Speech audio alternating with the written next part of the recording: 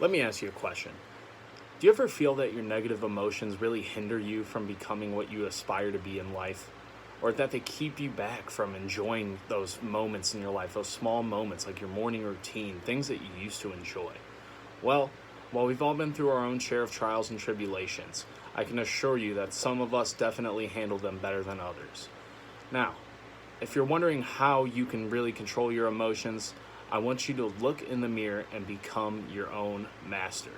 Now, while this may seem like one small step, it is the first step in the introduction into the philosophy of Stoicism. And to explain Stoicism a little bit, Seneca, the ancient philosopher, once said, "To bear trials with a calm mind robs misfortune of its strength and burden."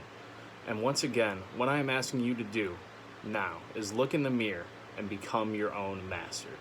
So, an introduction to Stoicism. Stoicism is defined by the Oxford Dictionary as the endurance of pain or hardship without the display of feelings or complaint. Now, this does not mean to suppress your feelings, but rather remember that they're temporary. Think of yourself sitting on the side of the highway, watching the cars fly by. And while they're right in front of you for a second, they disappear into the distance. This is similar to how our emotions work.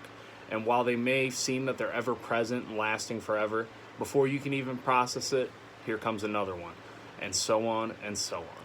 So, what I want you to think about is that your negative emotions are not temporary, and this goes the same with your happy emotions.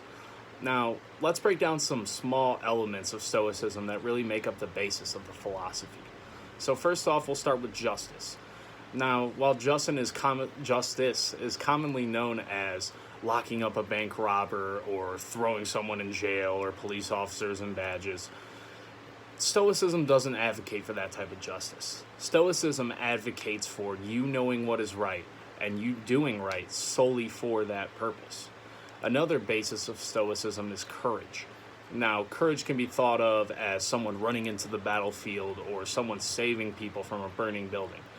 But courage can often be saying what you truly feel and saying what is right even though it's unpopular. Another basis of Stoicism would be that of self-discipline. In a way, telling yourself not to eat that last cookie in the jar is the same way as looking at yourself and realizing that you can, in fact, control your feelings. And lastly, of course, would be resiliency. Resiliency is basically looking in the face of misfortune and thinking to yourself, I can do it. I got it. I'll get back up. Because life is about getting back up. So here's some tips for practicing Stoicism. First, you want to develop a center of internal control. Now, what do I mean by this? Really get in touch with your inner self. A lot of times we think of our thoughts as they just fly by, but take some time to analyze them. Really think, where is this coming from? How do I really feel about this? And what can I do to control it? Now, next one is be rid of ego and vanity. A lot of our unhappiness really comes from outside forces, such as words other people say or things that other people do. And while this may not be the healthiest thing in the world, it's something that's really commonplace. So start to think of yourself deep down. What do you want? You love yourself more than anyone else. So why would you care about anyone else's opinion other than yours? And lastly would be, don't outsource your happiness.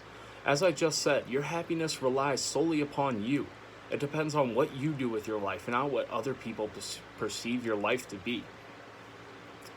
Alright, now let's get into how Stoicism will benefit you. Peacefulness and tranquility. This is something that comes with being comfortable in your own skin and knowing that you are there to do right.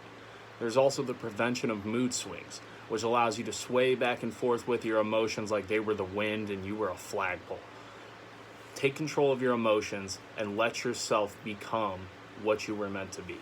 And lastly would be the elimination of extreme happiness or sadness. And I know no one wants to have their extreme happiness limited, but this is a constant reminder not to get too high and not to get too low. Really look yourself in the mirror, assess your current surroundings, and figure out what your plan is to move forward. And lastly, I would like you, for one more time, to look yourself in the mirror. Think about everything that you're currently going through, the past. Are you scared of the future? Look yourself in the mirror and become your own master. Practice Stoicism. Think of your internal base of control and do not outsource your happiness.